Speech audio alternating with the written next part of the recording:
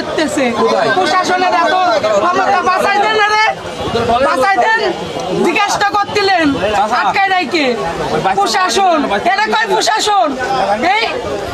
আর doctor কিরকম, doctor কিরকম, রুগী বাঁচবে না, রুগীর রিস্ক নিতে পারতেছে না।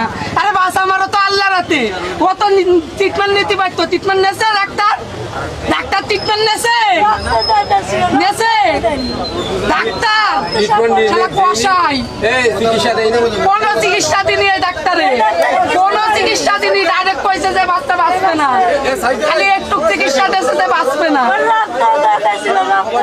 এই সদরের ডাক্তার যদি ট্রিটমেন্ট দিত তা আমার মেয়ে এখনো বাইচে থাকতো ভাই, আমার বিশ্বাস। আমি তো নিয়ে আইসি ওরে কোলে করে এই সদর পর্যন্ত, তা আমি করছি ভাই। ও বাইচে থাকতো যদি ডাক্তারগুলো ট্রিটমেন্ট দিত, এখনো বাইচে থাকতো। মানে ওরা খেলা করতে করতে বোম পাইছে কোন জায়গাতে, ওই নিয়ে এসে ঘরের ভিতরে খেলা করতেছে, ঘরের ভিতরে বোম ফুটে গেছে।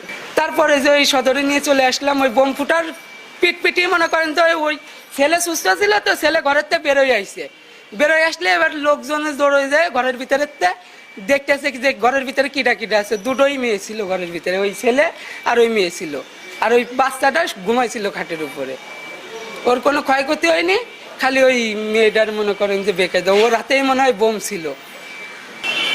আমার বিশ্বাস ভাই, বিশ্বাস করেন, এতে আত্মাকেরও দোষ আছে।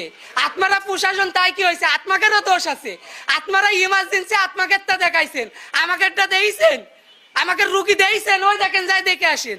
আত্মাকের দোষ ভাই, আত্মারা সময় মেলা, আত্মাকের মেলা সময়ের মূল্য না, এর জন্য আমাকে আটকায় রেখে দিয়েছেন, দিয়ে গাড়িতে টানায় লাভাচ্ছেন, আবার গাড়ির ভিতরে পাঠাচ্ছেন, আমরাও যাব, যার কারণে রুগী মরল। যদি রুগী নিয়ে মনে করেন এইখান থেকে ট্রিটমেন্ট দিলি, যদি আমরা নিয়ে চলে যাইতাম, তাহলে মনে করেন আমরা সহজে পৌঁছে যাইতাম। এই আত্মাকের কারণে আমরা পৌঁছতে পারিনি, আত্মাকের কারণে জাতি জাতিই গাড়িতে মারা গেছে, খালি আত্মাকের ভুলের কারণে, আত্মাকের ভুলের কারণে।